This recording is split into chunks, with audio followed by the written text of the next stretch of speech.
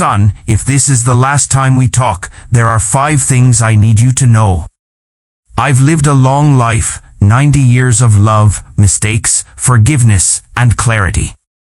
These lessons have shaped me, and I hope they'll guide you too. I'm not perfect, far from it, but these truths have become my compass. Listen closely, because life doesn't give us many chances to pass on what we've learned. Lesson 1. Forgive quickly. The father's voice grows more emotional as he recalls a painful memory. I remember when I was your age, around 70, I had a falling out with my best friend, Tom. We'd been friends since we were kids, through school, war, marriage, and everything in between. But over something silly, a misunderstanding about a business deal, we stopped speaking. I was too stubborn to apologize, and he was too proud to reach out. Years went by, and we never reconciled. Then, one day, I heard he had passed away. The regret I felt, it was immense. I realized that holding on to grudges only hurts you. It doesn't change the past, it just poisons the present. For years, I carried that regret with me. Every time I saw Tom's widow or his children, I was reminded of what I had lost. Eventually, I wrote a letter to his family, apologizing for my part in the rift and expressing my sorrow. It didn't bring him back, but it helped me find some closure.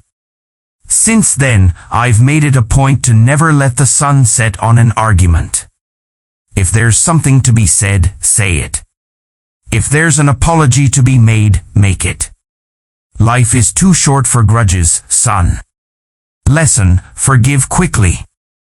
Don't let pride or anger keep you from mending relationships. Life is too short, and the people we love are too important to lose over petty disagreements. Forgive, and you'll find peace, not just with others, but within yourself. Lesson 2. Don't waste time. The father's tone shifts to one of quiet reflection, tinged with regret. I spent too many years chasing success, thinking that the next promotion, the next big project, would make me happy. I worked long hours, missed family dinners, and was often too tired to play with you and your siblings when you were little.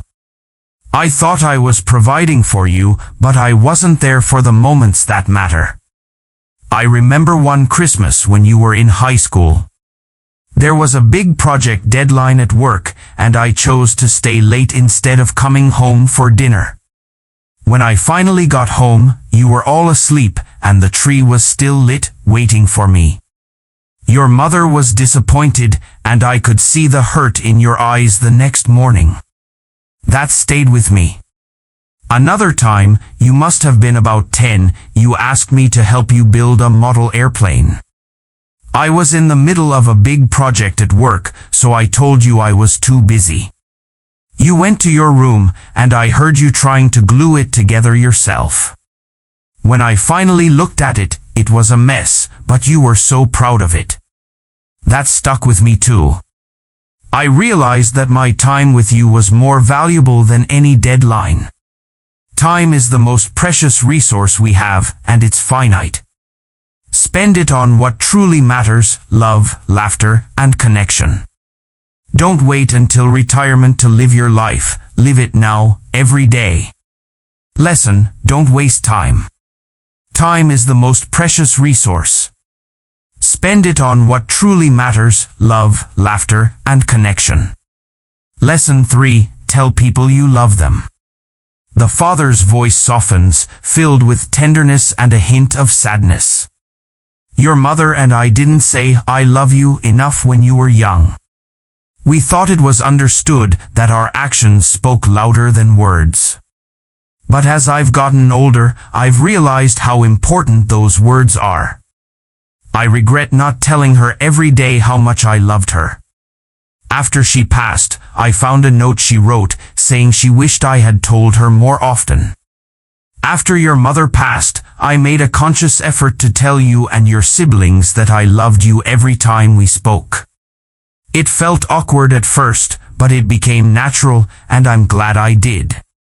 Now, I hear you saying it to your children, and it warms my heart. Keep that tradition alive, son. Let love be the foundation of your family. Don't make the same mistake I did.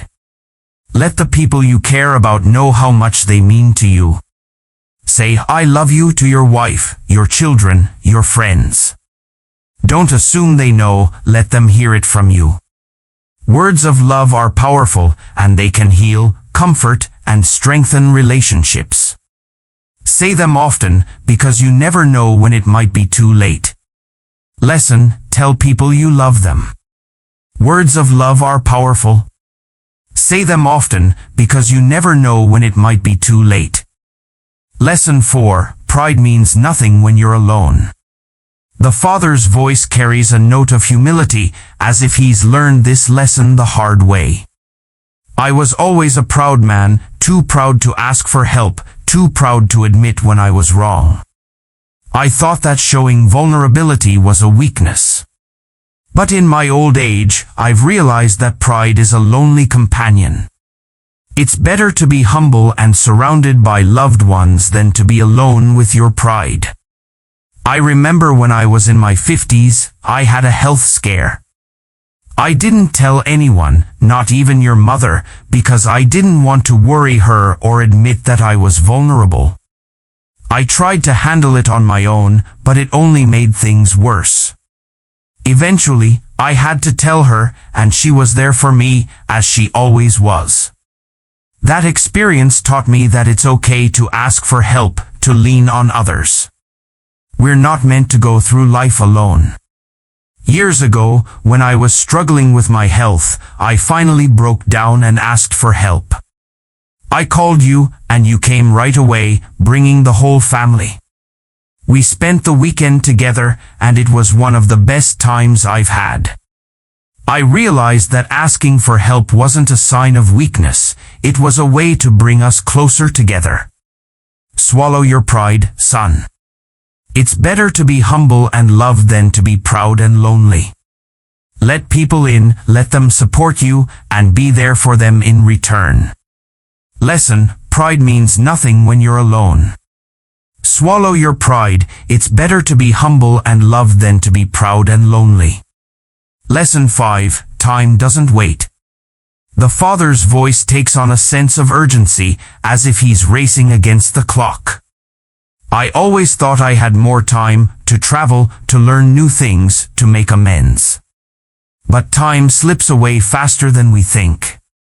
I put off visiting old friends, thinking I'd do it next year, but next year never came for some of them.